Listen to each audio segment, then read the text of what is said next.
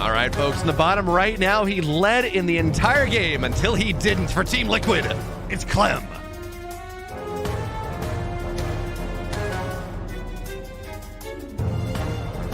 And his opponent coming through in the clutch for Kites of Gaming, it is Oliveira.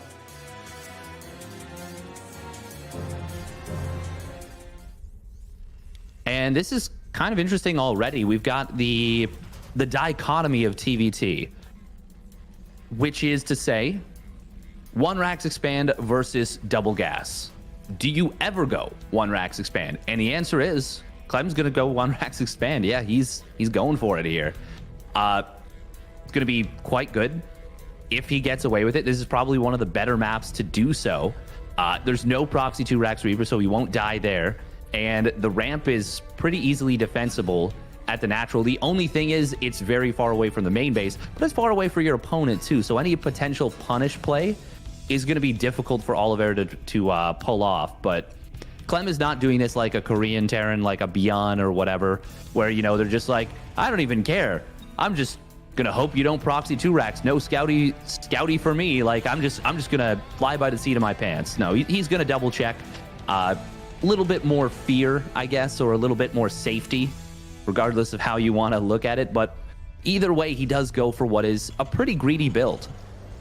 And you know, Steadfast, the interesting thing about this, if we were going to see a Reaper expand, I would have thought we would have seen it last map, or, you know, on Ancient Cistern, Altitude, something like that. One of those maps that is 37 seconds across that, like a much longer map. Dragon Scales is not that. Dragon Scales is 35 seconds from natural to natural. Like, it's not the shortest rest distance we have, certainly not, but it's not long. You know, it's not one of those maps where you can kind of be greedy because you assume your opponent is going to be greedy because it just takes a while to get across the map. And that does mean that Oliveira does open that middle ground idea. You know, Barracks, Double Gas Factory, you get some Reapers, you get some Hellions. And he's actually doing something that Cure started doing about 6 months ago, which is you get that first Reaper, right? Or actually 2 in this case, then you drop a reactor, and then maybe... I'm sorry, that was a tech lab. I can't read. That was a tech lab, yep. Never mind, I got excited for things that don't matter.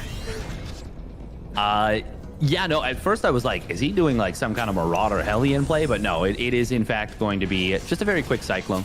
For me, it's less about the rush distance though, because no one's sending rallied Reapers across the map in TVT. And that 2 seconds is not going to make the difference. I was right, but I was wrong. It's actually Clem going for Marauder Hellbat here, or Marauder Hellion here. This is pretty wild. This is wow. It's a high potential build, and if it goes unscouted, it can be so difficult to deal with. The big decision point, the big situation is, do the Marauders manage to get the jump on his opponent's Cyclones? Does he manage to get a concussive shell lock, so to speak? I'm trying to remember with the last... I don't think I haven't seen this in TVT in a... I don't know that I've seen this in TVT in the last year, which is great, because remember, Clem has 2 Terrans in the group. He only has to prepare 6 total builds, maybe. Yes, Cure is going to be watching this, and this is going to be a tell, but it's not like we're Group D, where like everyone's a Terran, and you have to be a little more careful with your builds. So you can throw the oddball things out just a little bit more. But Steadfast, as you point out, you know what Marauders, you know what Hellions, they don't shoot up. So the Banshee that is coming out here should put a timer on this, but right now, Marauder's going to try to get on top of the Cyclones. They just tag the Reapers, though, and the Reapers will go down. SCDs are going to get pulled, but Steadfast, again, there's a timing on this. The Banshee's here, and yes, the Cyclone is falling, but this is not going to be maybe a couple workers are going to go down. 3 workers for that? Not worth it at all. No, that was a very successful defense right there for Oliveira. It does equalize the worker count, but... yeah, now Oliveira kind of gets like a free Banshee. Yeah. I mean, close enough. It's the ebb and flow of worker production. It's not a huge deal. The big deal is the 3rd command center. That is the big deal. Well, actually, this counterattack could... oh my goodness, is the Cyclone moved out of position here.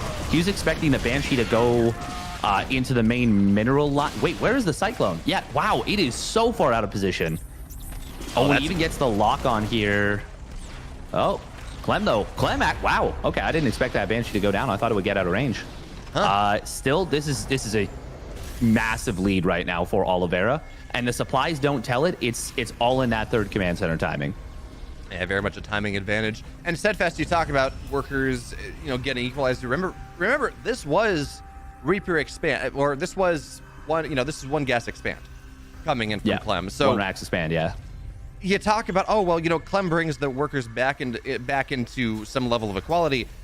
Technically, he should have been ahead there. I mean, yes, you do cut SCVs, but I don't even think the equalizing of workers was a bright side, considering the openings.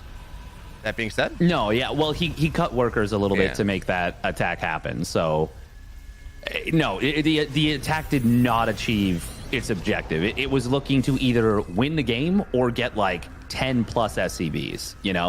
He was not hoping. He was hoping to not run into a double Cyclone defensive Banshee opener. That was a very advantageous build order choice for Oliveira. So I don't know if he assumed Clem would do this. Clem has done this in high leverage matches before, even if it's been a very long time. So it is possible that Oliveira was looking for that specific build. And if that's the case, then yeah, he read Clem like a book, and it's entirely possible that's what it is. Now, this game is not over by any stretch. TVT, such a long con game, but it is a really nice advantage for Oliveira. And you talk about Oliveira Steadfast. It's kind of fun watching this game. I know I talked about the reactor Reaper thing that didn't end up happening, but just overall, if we watch these games, it does appear that Oliveira is taking a page out of how Cure has been playing TVT on the new patch. The triple Raven idea, triple Raven push actually, as Oliveira moves out, tries to take advantage of the tempo lead that he has. Again, these are just kind of the double Cyclone opening. These are just things that Cure has been doing. So, again, interesting to see that start to percolate a little bit more. The Vikings take a decent amount of damage. Clem, he's a little bit slow, though, on the lock-on, and auto turret's going to get dropped. And what's the one thing Terrence has been talking about? Auto turret's not nearly as good. And the other big thing here, Oliveira, he has the second lock-on, which means, well, he technically can start to get on top of these tanks. Auto turrets get dropped. One tank goes down, second tank goes down. And now Oliveira's tanks, they're footloose and fancy-free. There's nothing really to stop them here. All the Raven energy from Clem has been used. And the next rally of stuff from Oliveira, of Marines and tanks, are going to now allow Oliveira to start putting pressure on Clem's third. Yeah, and more importantly, they lock down this ramp between the bases. Both ramps, really. Oh, and he snipes down that last Raven. Vikings trying to come out for Clem, but we've got landed Vikings, and this bonus versus mechanical with the addition of the auto turret, man, you can see Clem, he knows he's trapped. He knows these SCVs are trapped like a rat in a cage, and they're having a terrible time. Oliveira up 15 workers now. He's got his fourth command center being built on location. This is starting to feel closer and closer to checkmate in favor of the Chinese Terran here. He is playing some excellent StarCraft here, and really, I love this kind of reposition here because he realizes, like, okay, I might have maybe gotten as much as I can. I'm going to see if I can just re-angle and take another good position here. There's a lot of good tank spots on this right side, and he's going to be first on top of this command center. Actually, with his stim, can his command center survive? Oh, it's dropping so quickly. Yeah, Viking advantage is getting it so damn low. That's a massive anti-armor missile as well, so third base will go down. Clem can't sally forward to knock down the Marines. And now, yeah, Clem, what's the point being here? You got to go find something else. So, Steadfast, it's a TVT. What do you do when you're behind? You run across the map. Clem's going for that one, seeing if he can maybe find some sort of equalizing damage, but Oliveira's already on the way home. Man, I'm so Pavlovian conditioned, I thought you were going to say Dark Shrine. I was like, but wait, we don't make that in this matchup. That's not how that works. Oliveira's in position, and these tanks are not going to be able to siege up in time. I think this game is over. I think Clem is dead on his feet at this point. It's 4 bases to 2. The Vikings can land to clear up the last tanks, but Oliver's not doing it just yet. Okay, there we go. Yeah, he's going to wait for the next set of Marines, and he will take the first series of